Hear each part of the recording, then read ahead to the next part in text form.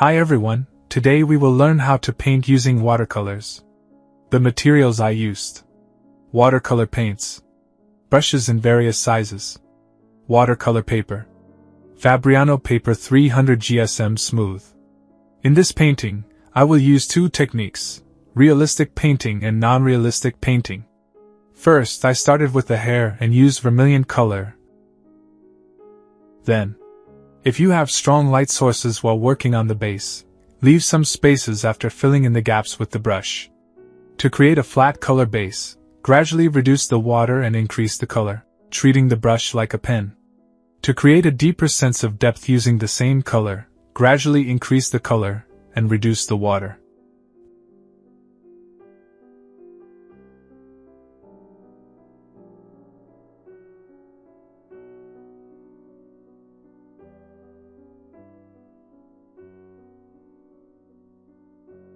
Unfortunately, one of the drawbacks of working with watercolors in a realistic style is that the transparency of watercolors can turn into gouache, which increases the artistic value of the work but reduces the characteristics of the material itself and its advantages.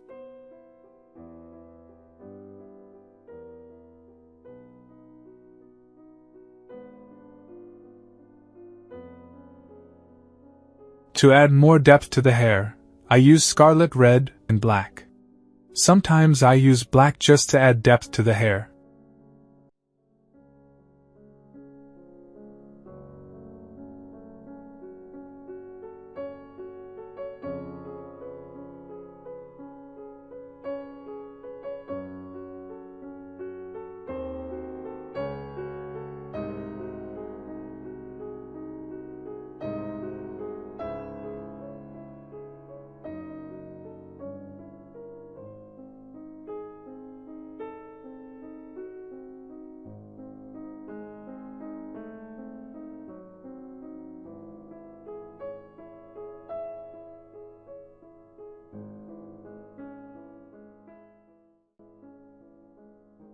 This was the part about the hair. Some useful techniques in using watercolor.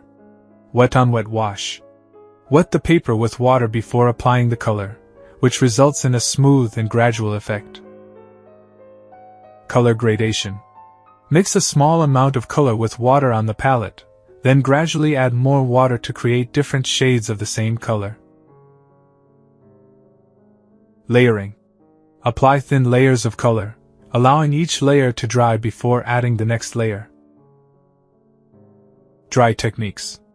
Use a dry brush to lift some color from the paper, or to create unique effects such as light and shadows.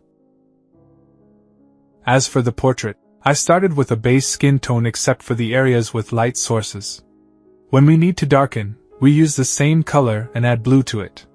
One of the important techniques is that when there is a lot of color in a particular area, I use a clean and dry brush to remove the excess water from that area. When I want to blend the color, I put the brush in the water and draw some color from the area to be blended. I blend the color and water with the brush without adding more color. I must do this before the color dries, because if the color dries, it will be difficult to hide the area.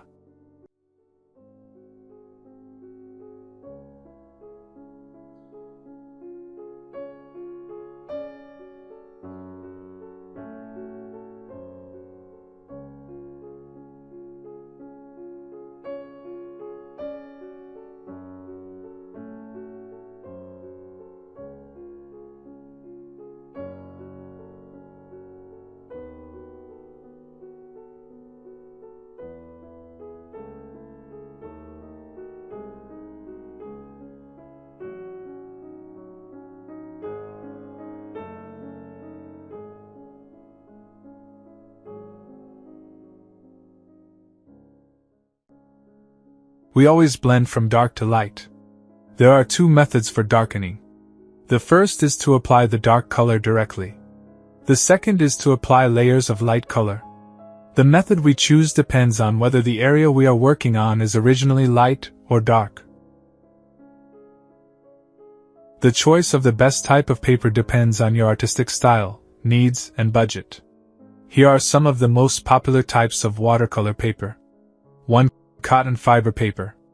Consider the best type for watercolor painting, as it is highly absorbent, strong, and water-resistant. Available in different weights. The heavier the weight, the more water and layers it can withstand. 2. Wood fiber paper. A more economical option than cotton paper, does not absorb water as well as cotton paper, making it suitable for wet-on-dry techniques. Available in different weights. 3. Mixed media paper. A blend of cotton and wood fibers, provides a balance between quality and price.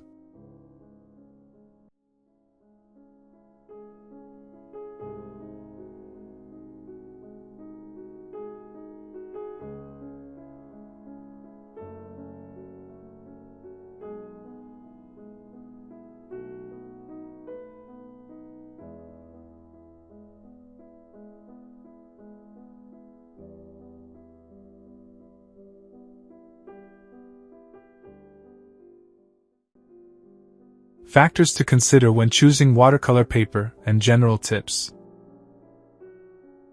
Experiment with different types of paper to see what works best for you. Buy paper in a larger size than you need, as this gives you room to experiment. Store watercolor paper in a cool, dry place. Use high-quality paper. The type of paper will affect how the colors flow and interact. Practice regularly. The more you paint, the better your skills will become.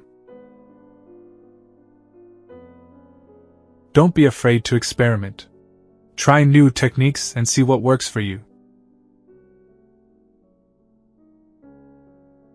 Have fun. Painting with watercolors should be enjoyable.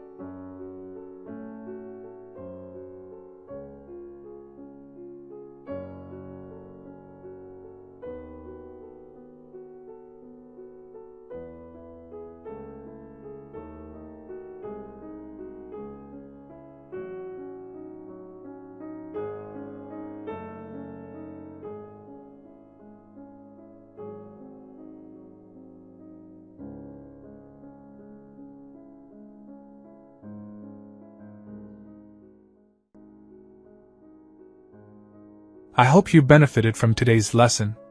Don't forget to like the video, subscribe to the channel, and write your opinion in the comments. Bye.